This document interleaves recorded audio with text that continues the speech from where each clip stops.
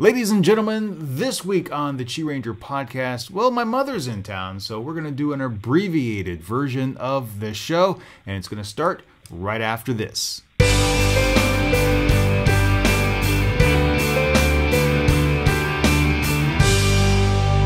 Ladies and gentlemen, welcome back. I am Steve Miller, the internet's QiRanger. Welcome to this week's podcast, and I am joined on the line by Mr. Ash Clark, the man behind themostalive.com. Ash, welcome to the podcast.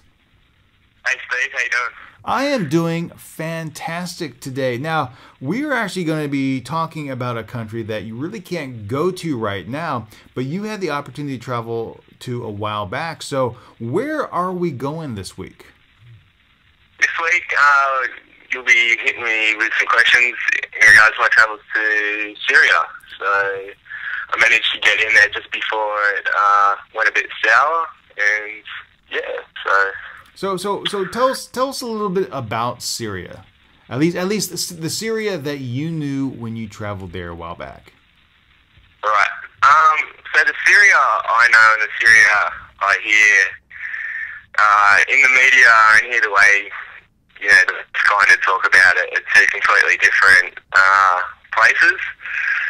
And for those that don't know, it's a Middle Eastern country, so it's probably one of the most northern countries in what you would regard as the Middle East.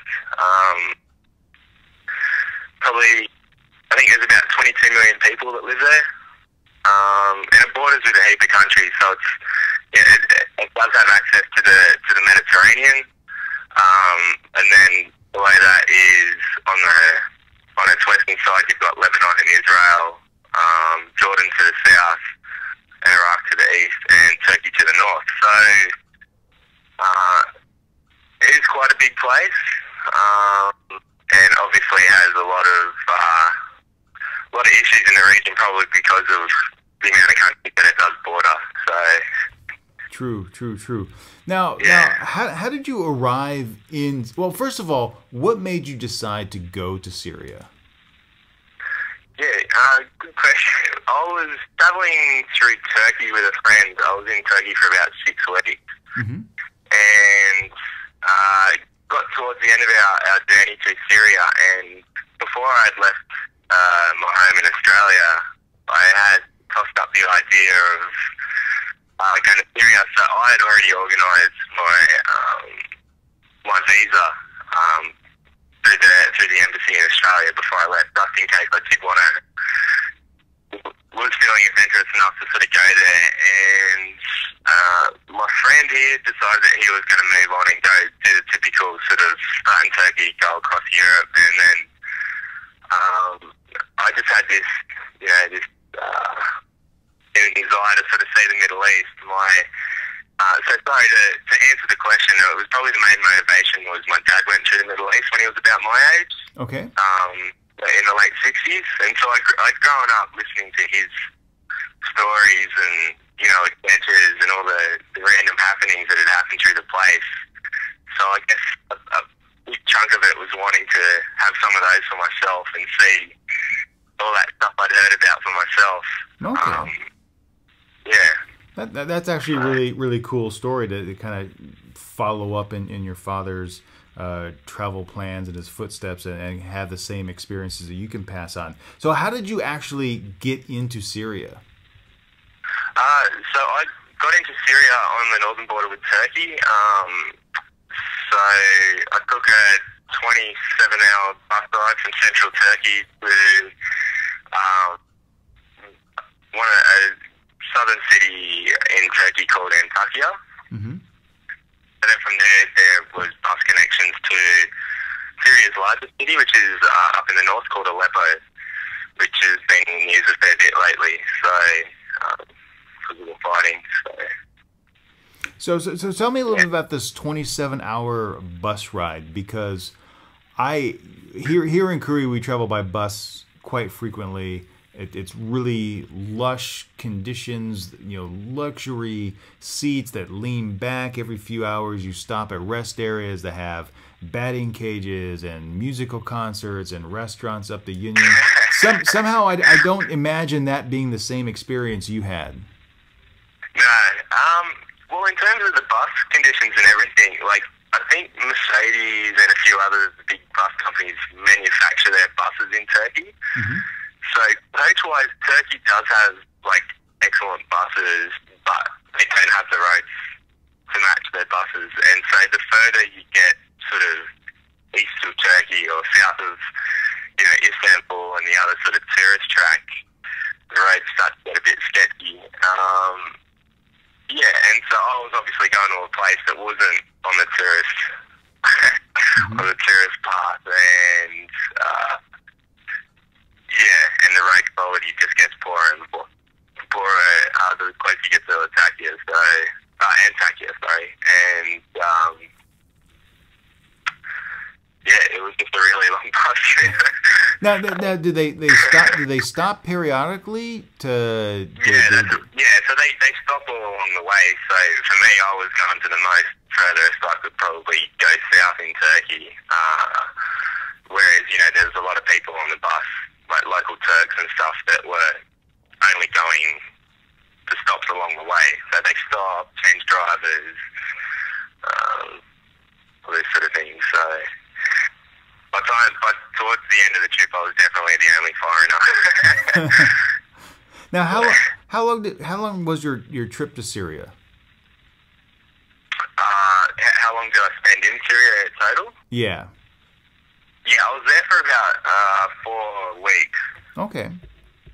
Yeah, 4 or 5 weeks. Yeah. So you saw the country, you moved around a lot. So where did you stay? Because that's not just your normal weekend trip or a week vacation someplace. Syria. It's mainly I was backpacking, so I was on a backpacker's budget. So I was just staying in local guest houses and things like that. So you'll find like a lot of the towns. I mean, before the conflict broke out, Syria was still getting tourists. There were still people going, and still, you know, I wouldn't say a great deal of backpackers, like definitely not the amount that, you know, Turkey gets and stuff like that, but it definitely gets that link of people that sort of go between Turkey and Egypt, you know, say that sort of route, you know. So I was staying in guest houses, so privately run guest houses, you know, sort of run by a family, few rooms. Most of the time, you know, you get a private room, or because it's so hot in some parts, you know, you can sleep. They just have like rooms or outdoor balconies set up that you can just get like a basic mattress and a pillow. That was a lot of quite popular with backpackers and things like that. Yeah, but at the same time, like places like all the big main cities, they all have major hotels and things like that as well. And I definitely saw a few tour groups. Europeans, yeah. Well, as far as cost, how would you rate the financial burden of staying in some of the private guest houses? I'd say pretty standard for the region. I'm just trying to think like rough price. I can't imagine it being that much more expensive than say Turkey. But it was probably cheaper. So you're probably looking at about, you know, $10 a night. No, that's not bad at all. Yeah, like it really was quite cheap. Yeah. Okay, so while you're in Syria, what are some of the things that you would recommend? You know, once the conflict normalizes and they start rebuilding their tourism industry, you know, what are some of the things that you would recommend people come to Syria and do? My biggest thing that I always tell people when I get asked about Syria and stuff like that is the Syrian people, for one, are just incredible. And that's what really, you know, watching all this on the news, like, really breaks my heart the most was I never really felt in danger. I know, like, Egypt's very popular tourism-wise, but Egypt's always had tourism, you know, for hundreds of years because of the Great Kings and the you know, the pyramids. It's always been a tourist destination, so they're kind of spoiled, and sometimes I always felt when I was there that they would take tourists for granted. Whereas Syria, they obviously don't get that. So they're very curious of their visitors. They're very humbled that people would come, you know, like they constantly say, like, amazed that I'd come all the way from Australia to come to Syria. And they speak great English or French, a lot of places, and they're very welcoming. Just very, like, genuinely curious, you know, just genuinely want to talk to you without, you know, wanting you to buy something at the end of the conversation, you know, like, oh, that's cool. Which I think, you know, in these parts of the world, you know, is a rare commodity in poorer countries in the tourism sort of trade. So that's one. But in terms of sites, like it is incredible. Like I often say, you know, I'll choose Syria or Lebanon over Egypt in terms of like if you're into ruins and ancient culture and stuff like that. Just because it's so unique. You've got an area where 6,000, you know, for the last 6,000 years, every major civilization dropped through. So probably the biggest place would be Palmyra, which is in central Syria. Mm-hmm. And that's a ruined city. You know, the Romans destroyed it. It was mainly destroyed by an earthquake, I think. I can't quite remember the history, but it's just massive. Like, it really is breathtaking. And it's based around a desert oasis. Okay. And it's got a Crusader castle as well that towers over the city, like on a hill on the outskirts, and the ruins sort of unfold below it. It's just an incredible sight. So I'd probably say Palmyra is the biggest draw card. And then obviously there's Christchurch Chevaliers, which is probably the world's best preserved Crusader castle. In the words of T.E. Lawrence. So and that's an incredible experience too. And just one other thing that I found really interesting in Syria was a place called Hama. A lot of people sort of refer to that. There was a really big uprising there against the government in 1982, and I think 20,000 people ended up getting killed. Ooh. They sort of known to modern historians for the wrong reasons, but that town is actually these wooden noria wheels. They're these big wooden wheels that roll on the river, and they transfer the water from the river up into the like an aqueduct system that goes out to the farmland. And they're ginormous, and they're an incredible sight.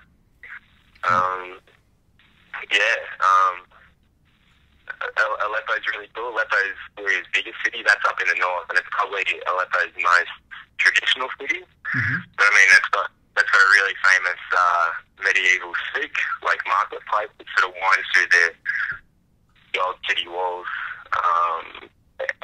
I've heard that part of that's been destroyed in the fighting recently, which I hope isn't true.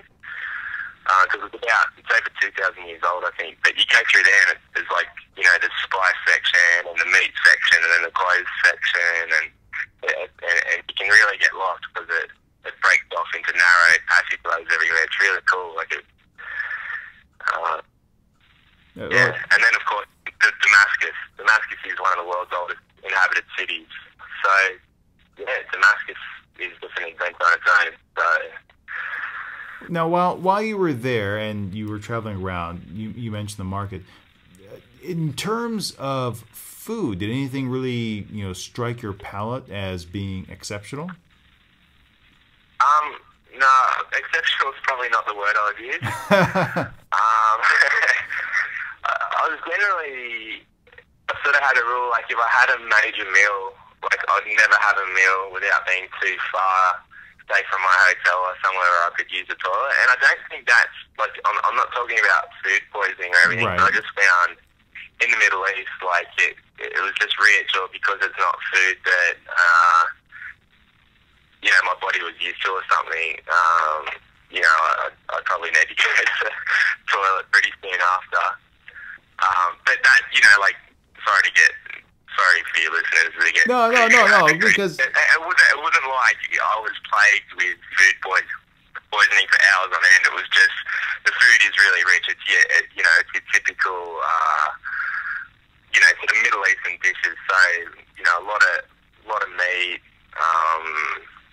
You know, a lot of sort of kebab wraps and basic vegetables. So you know, you might get a serving of meat with tomato.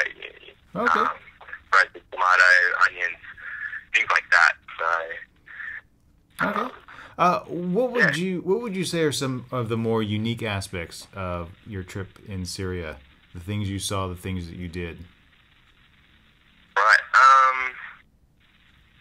Unique aspects. So one thing that really blew me away was that there are quite a lot of foreigners working there and trying to make a difference and stuff like that. So, and I guess that sort of, when you hear about Syria or people talking about, you know, the regime or for a little while there under, I think, the Bush administration, Syria kind of got boxed in with North Korea and, you know, the axis of evil sort of thing. And so my misconceptions going off, you know, like the Australian Department of Travel Foreign Affairs, you know, their travel warnings of the country, and then you go there again. Like what I said to you earlier, like the biggest thing for me was just learning how beautiful the Syrian people are and how diverse they are. Yeah, how welcoming they are. There are just so many.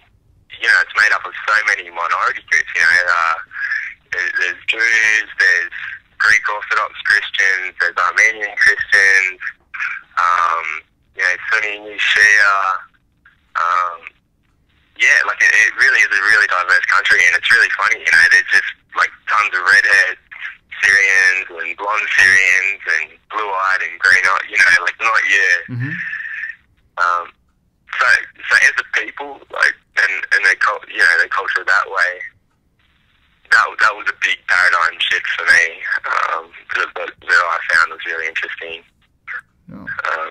Well, cool. Well, Ash, thank you so much for sharing your insights on Syria with us this week. My pleasure. Ladies and gentlemen, you can find Ash at themostalive.com, and his Twitter is the same handle, at themostalive. All his contact information will be in the show notes over at QiRanger.com. Now, next week I have another abbreviated podcast because my mother is still here. That is going to be awesome. But while she's here, you can keep up with all my adventures here in Korea and abroad by following QiRanger on Twitter, Facebook, and Instagram. So until next time, remember to be true to yourself and always be awesome.